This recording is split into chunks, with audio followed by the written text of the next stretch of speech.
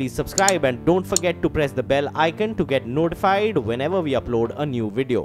हमारे साथ प्रकाश दीवान और संदीप वागले जुड़े हुए हैं। अब मोनार्क नेटवर्थ कैपिटल के डेरिवेटिव एनालिस्ट विश्वेश चौहान चर्चा में जुड़े हैं। विश्वेश, सबसे पहले आपकी कॉल, निफ्टी या बैंक निफ्टी में क्या आज कोई ट्रेड देखते हैं? अगर हाँ तो किस लेवल पर इनिशिएट करेंगे?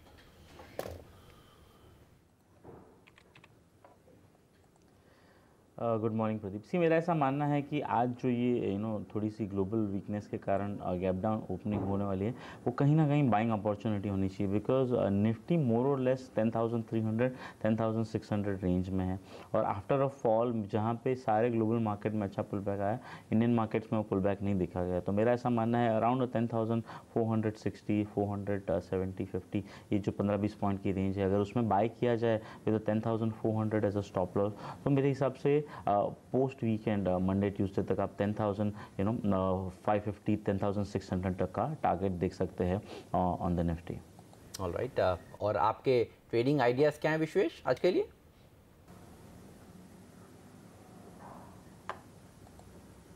मेरा ऐसा मानना है कि कहीं ना कहीं ऑटोमोबाइल काफ़ी स्ट्रॉन्ग रहा है, और कल के दिन में हमने देखा गया था कि भारत फोर्ज में एक अच्छा सा ब्रेकआउट था। So data as well as the chart दोनों सजेस्ट कर रहा है कि भारत फोर्ज में एक अच्छा मूव रह सकता है। तो आज अगर थोड़ा सा सॉफ्ट ओपन होता है तो 780 के स्टॉप के साथ खरीदा जाए, 830 का टारगेट हो सकता है। और दूसरा, अगेंस्ट ऑल द बैंक्स मेरे हिसाब से इंडियन बैंक में कल जो एक फॉर्मेशन बना था जिसको हम ट्विजर बॉटम कहते हैं, और डेटा सजेस्ट कर रहा है काफ़ी अच्छी शॉर्ट कवरिंग। सो मेरे हिसाब से अगर वीक ओपन होता है थोड़ा सा, तो 323 के स्टॉप लॉस से खरीदा जाए, 345 का हायर साइड में टारगेट हो सकता है। ओके, तो ये है आज के लिए आपके ट्रेडिंग आइडियाज़, जहाँ विश्वेश आपको ट्रेड करने की सलाह दे रहे हैं। लेकिन हेमंत, कल हमारी नज़र पूरी तरह से फोर्टिस के ऊपर थी, और देखिए नतीजे तो फाइनली आ गए जैसे कि अब उम्मीद कर रहे थे, बल्कि काफ़ी लोग प्रार्थना कर रहे थे, जिनकी पोजीशंस थी। लेकिन लॉस आया है, पर ठीक है, मुझे लगता है रिजल्ट आ गए, ये ज़्यादा बड़ी बात है।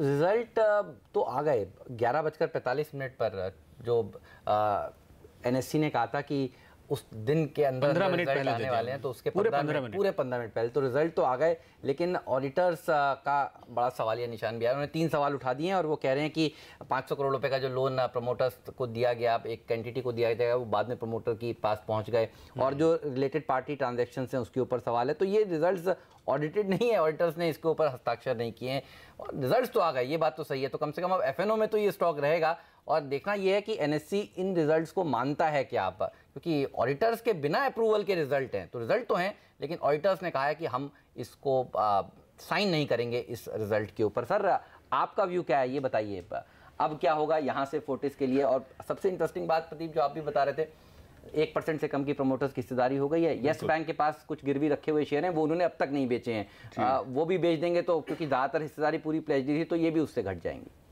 एब्सोल्युटली। सो इसमें रिजल्ट्स में कल का जो सारा इवेंट फ्लो था, वो हम सब लोग बेसब्री से वेट कर रहे थे कि क्या आएगा, और जब फाइनली आया, मतलब वो जिसको कहते हैं डेडलाइन से बिल्कुल पहले, तो एक चीज़ समझ आई कि ऑडिटर्स ने तो अपना पल्ला झाड़ दिया कि सेबी इन्वेस्टिगेशन चल रहा है, सही है, अभी आरओसी का भी चल रहा है। आरओसी, तो जबकि उनका काम था रिजल्ट्स पे कमेंट करना, उसके बाद क्या होता है, वो तो दिसंबर के रिजल्ट्स पे कमेंट तो हो ही सकता था, सही है, पर उन्होंने चुना ये कि हम दिसंबर के रिजल्ट्स पे भी नहीं करें, उसके बाद जो इन्वेस्टिगेशन होते उससे कोई लेना देना नहीं, उनका थोड़ी, उनको ये थोड़ी कोई पूछ रहा है कि आउटकम क्या होगा। But I think it is a question of abrogating there. तो डेलॉयट ने साफ सुथरी भाषा में, डेलॉयट ने अपनी जिम्मेदारी सही से नहीं निभाई सर, ये कह मैं I would put it like this कि ऐसी सिचुएशन में ऑडिटर के हाथ भी बंधे हुए हैं, क्या कर सकते हैं, क्योंकि इन्फॉर्मेशन फ्लो जो है, और प्रमोटर्स ने जो इंटर कॉर्पोरेट डिपॉजिट्स, जो आईसीडी, जो ग्रुप कंपनीज में जो दिखाया है, जो किया हुआ है, उसमें रिकग्निशन ही नहीं हो पा रहा है कि ये बैड लोन्स में जाएगा, पैसे वापस फोर्टिस हॉस्पिटल्स को, जो मेन एंटिटी जिसको दिए, जिसने दिए हैं, वो आएंगे।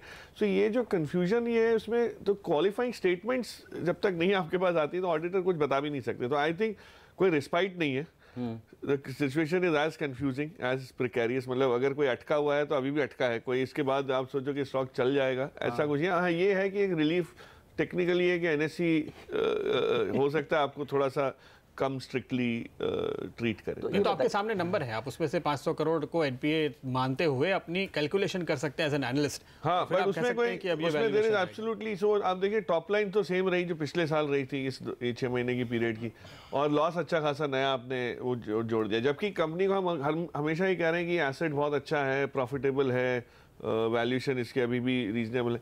सो I don't think these numbers give you that confidence. मतलब मेरे को तो हाँ ये है कि इसमें अपसाइड ये हो सकती है कि सरप्राइज एलिमेंट की कोई वैल्यूएशन के हिसाब से कोई ज़्यादा दे दे।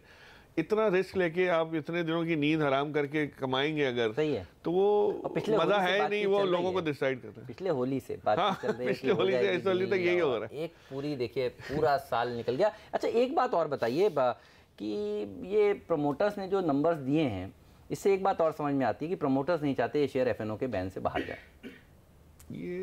एफएनओ से निकले, मतलब एफएनओ की में रहे एनएससी के, ये चाहते हैं। क्योंकि देखिए नंबर्स तो ये पहले भी दे सकते थे, कट ऑफ पे 15 मिनट पहले 12 बजने से पहले उन्होंने नंबर दे कोशिश की उन्होंने के टाइम में दे दे। I would look at it that कि उन्होंने भाई अपनी डेडलाइन, अब वो किस क्या क्या ऑब्जेक्टिव्स हैं ये तो कहना मुश्किल है, बट एफएनओ में रहेगा तो लोगों को कोई बहुत, मैं ये कह रहा हूँ एफएनओ में 200 के ऊपर चीजें हैं, इसी के पीछे लगना अवॉइड है ये शेयर पहले से काफी समय से।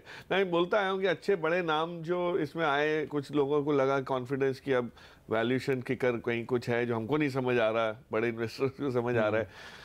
तो बड़े इन्वेस्टर्स की गिनती बहुत अलग हो सकती है और वो व्यू अलग हो सकता है, लंबा हो सकता है। वो ये नहीं है कि ये 2 महीने में रिजॉल्व हो गया तो आपको 200 का भाव आ जाएगा।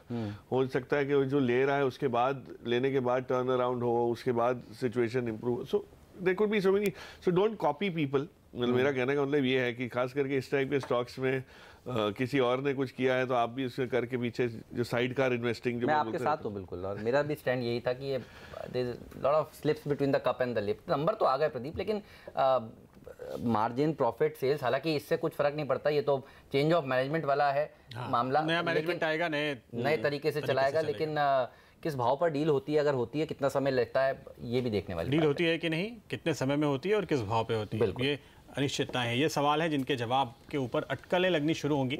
लेकिन फिलहाल हम लेंगे एक छोटा सा ब्रेक।